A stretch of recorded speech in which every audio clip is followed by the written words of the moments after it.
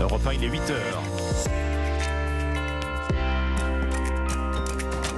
Europe 1 matin.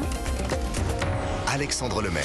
À la une, la stratégie d'Emmanuel Macron pour contrer l'influence de la Chine dans le Pacifique. Le président est arrivé au Vanuatu, archipel indépendant, objet de toutes les convoitises. Un mot d'ordre, la France ne doit pas avoir peur d'exercer son influence. Dans ce journal, Elisabeth Borne ne met les pas dans ceux du chef de l'État. Interrogée hier sur la fronde des policiers, la première ministre entend leur émotion, mais en même temps, elle insiste sur l'indépendance de la justice. À suivre également le durcissement de la loi anti-squatter. Il a été validé par le Conseil constitutionnel. Et puis Magic, Pokémon, le phénomène a conquis le monde entier. Les cartes à jouer ont aussi leur expo à Issy-les-Moulineaux près de Paris. Reportage à la fin de ce journal. Europe 1. Le journal de 8h, Christophe Lamar. Bonjour Christophe. Bonjour Alexandre, bonjour à tous. La France ne peut pas abandonner le Pacifique aux seuls intérêts américains et chinois. Emmanuel Macron ne l'a pas formulé ainsi, mais il l'a pensé très fort. Après la Nouvelle-Calédonie, le chef de l'État vient d'atterrir à 1 heure de là, au Vanuatu, archipel indépendant, source de bien des convoitises. Premier déplacement d'un président français depuis le général de Gaulle en 1966. Alexandre Chauveau, vous êtes l'envoyé spécial d'Europe 1 à Port-Vila. Emmanuel Macron assume la volonté française d'exercer son influence. Oui, c'est ce qu'il a expliqué tout à l'heure à l'issue de son entretien avec le président et le Premier ministre du Vanuatu. Il faut dire que l'Indo-Pacifique représente 40% du PIB mondial et que la zone a été quelque peu délaissée par la France ces dernières années. Conséquence, la Chine y noue des partenariats très importants. Ici à Port-Vila, ce sont eux qui construisent ou financent la grande majorité des infrastructures, le port en eau profonde, les routes et même plus symboliquement le palais présidentiel. Alors face à cet expansionnisme de Pékin, Emmanuel Macron tente de compenser le retard accumulé ces dernières années. 200 millions d'euros seront consacrés au Pacifique par l'Agence française de développement sur ce quinquennat, soit 5 fois plus que les 5 années passées. Nous allons également ouvrir ici une présence de l'Agence française de développement. Nous allons aussi réengager du financement direct d'infrastructures dont vous avez besoin. Voilà, et puis on peut aussi citer le financement de la reconstruction de l'hôpital détruit en mars dernier par un cyclone, ou encore la volonté d'intensifier les échanges universitaires entre le Vanuatu et la Nouvelle-Calédonie. Autant d'initiatives saluées par le Premier ministre local qui nous confiait néanmoins tout à l'heure qu'il serait très difficile de rattraper l'avance de la Chine en matière d'influence ici dans la région. Alexandre Chauveau en direct de Port-Vila au Vanuatu. Je rappelle que vous suivez ce déplacement présidentiel pour Europe 1. Frontières fermées et couvre-feu instauré au Niger après un coup d'état militaire. Les putschistes ont renversé le président Mohamed Bazoum, réputé proche des Occidentaux. Après le Mali et le Burkina Faso, le Niger est le 3e pays du Sahel à connaître un changement brutal de régime. Et c'est dans ce contexte et sur fond de guerre en Ukraine que s'ouvre aujourd'hui le sommet Russie-Afrique à Saint-Pétersbourg. 49 délégations et chefs d'État africains attendus. L'occasion pour Vladimir Poutine de rassurer ses partenaires après la rupture de l'accord qui autorisait l'exportation des céréales ukrainiennes vers le continent africain.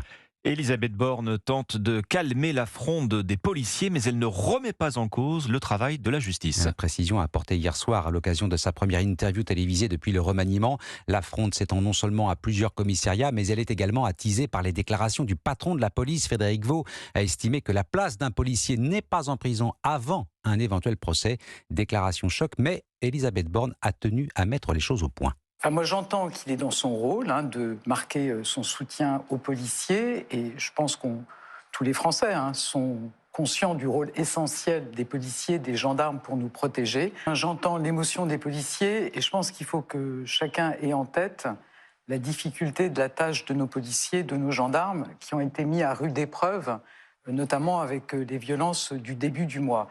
Mais il y a aussi un principe important en démocratie, c'est l'indépendance de la justice et il faut que la justice puisse faire son travail sereinement. Je vous confirme qu'on est tous sur la même ligne, à la fois un soutien à nos policiers, un soutien à nos forces de l'ordre. Elisabeth Borne hier soir à la télévision et dans un souci d'apaisement, le directeur général de la police nationale s'est entretenu hier avec le président du tribunal judiciaire de Marseille. Son décès avait fait de lui le symbole des violences policières et du racisme. Le parquet de Paris réclame un non-lieu dans l'enquête sur la mort d'Adama Traoré. Ce jeune homme de 24 ans avait succombé peu de temps après son interpellation par les gendarmes. Europe 1, il est 8h04, la suite de votre journal. Christophe Lamar, Alexandre Lemaire. C'est un texte très attendu par les petits propriétaires. Le Conseil constitutionnel valide la loi anti-squatteurs. Validé à un article près, mais validé tout de même. La nouvelle législation prévoit de durcir les peines encourues jusqu'à 3 ans de prison et 45 000 € d'amende. Elle réduira également les délais d'expulsion. C'est aussi valable pour les locataires mauvais payeurs. Une bonne nouvelle pour maître Romain Rossilandi.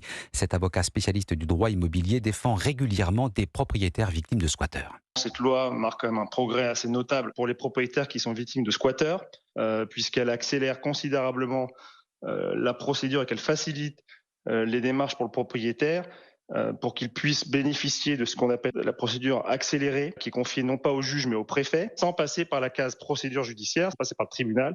Et donc le préfet peut accorder dans un délai de 72 heures le concours de la force publique au propriétaire qui est victime de squatteurs. Donc ça, c'est un progrès. Il n'y a plus le débat sur le fait de savoir si c'était le domicile, la résidence principale, la résidence secondaire, est-ce que l'appartement était meublé ou pas meublé. Tout ça, normalement, devrait aller dans le bon sens, ce qui est beaucoup plus rapide, évidemment, pour le propriétaire. On peut s'en féliciter. Maître Romain Rossilandi, avocat spécialiste du droit immobilier avec Chloé Lagadou. Une découverte maintenant qui peut aussi permettre de prévenir les maladies mentales. L'audition joue un rôle dans l'apparition de certaines pathologies. Et cela s'adresse tout particulièrement aux personnes âgées. L'étude a été publiée dans la très sérieuse revue scientifique The Lancet. Elle part d'un constat. Les personnes malentendantes ont plus de chances de développer une maladie neurodégénérative type Alzheimer.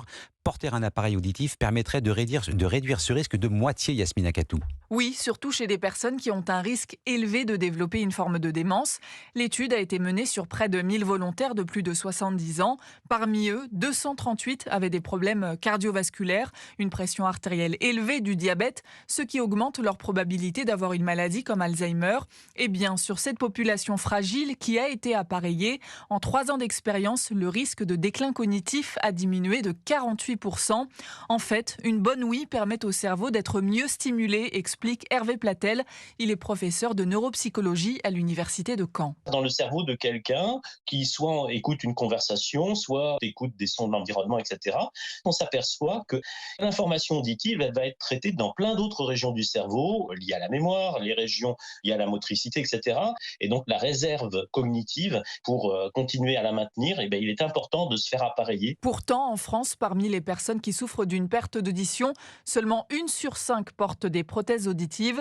Selon Hervé Platel, il faudrait que l'appareillage d'une personne devienne aussi banal que de porter des lunettes pour améliorer sa vue. Yasmina Katou, spécialiste santé à Europe 1. Elles tiennent dans la poche, mais elles prennent souvent une place importante dans votre vie. Les cartes à jouer ont aussi droit à leur musée. Il se trouve à Issy-les-Moulineaux, près de Paris. Et le musée consacre une exposition à un type de carte très populaire, Magic, Pokémon ou Yu-Gi-Oh! Entre autres, j'espère que je le prononce bien.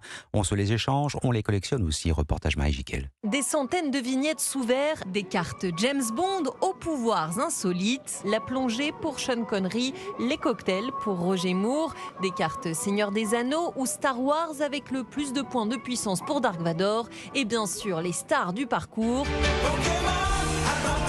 Les cartes Pokémon, dérivées du jeu vidéo et inspirées par les yokai, des esprits du Moyen-Âge japonais. Des monstres au pouvoir surnaturel, adorés par les enfants depuis 3 décennies.